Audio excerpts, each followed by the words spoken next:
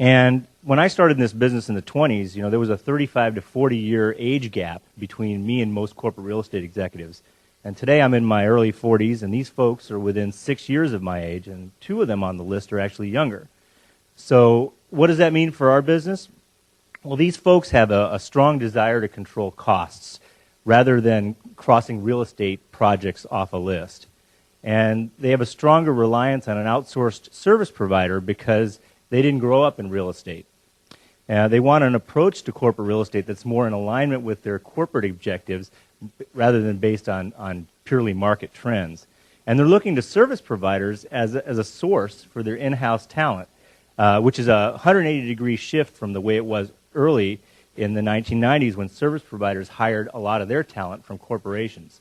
And the most interesting thing, I think, in trend-wise, is that the real estate directives are being generated more often from the chief executive level, the CEO, CFO level, versus the business units. And in addition, this new age leader here is supporting a whole new generation of worker.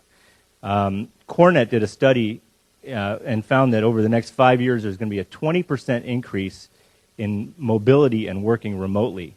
And the change is partly due to technology, but partly due because we have a multi-generational workforce. The fastest growing segment of the workforce is workers under the age of 30, the so-called Generation Y.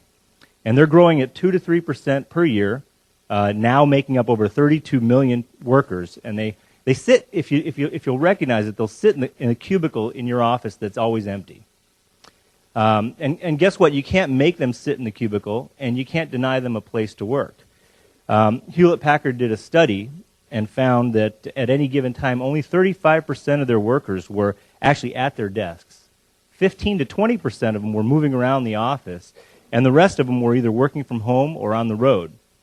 And they had to conclude that 65 million square feet of their space was underutilized. So they went on a huge initiative to create more communal workplaces and got rid of a lot of those workstations. Now, while that might be an extreme example, Cornet is saying that the decline in demand from big corporations for office space may go as high as 20%. And before brokers in the room get scared, let me tell you that that's going to be made up by fast growth and mid-cap companies. And I like the sound of that because for corporate solutions, that's our vision, to be the leader in providing complete real estate solutions that accelerate the business performance of mid-cap companies. So for corporate solutions, changing demographics is actually a positive change.